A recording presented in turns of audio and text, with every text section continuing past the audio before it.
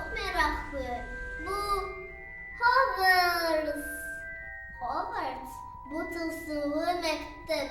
Bu arada şehir okyatarı. Ama önce İngiliz dilini öğrenmeye hazır mısınız? Bununla birlikte yeni sözlerini öğreneceğiz. Let's go, come on.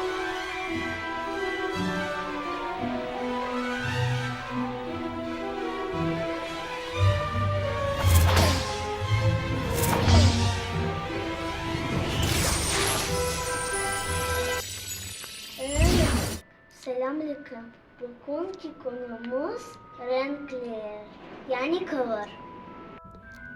Mavi İngilizce olacak bu. Kırmızı İngilizce olacak red. Yeşil İngilizce olacak green.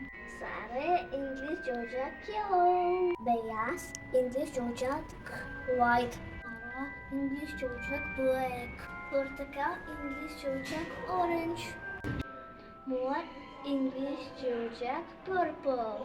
Pembe İngilizce olacak pink. Rengi İngilizce bu brown.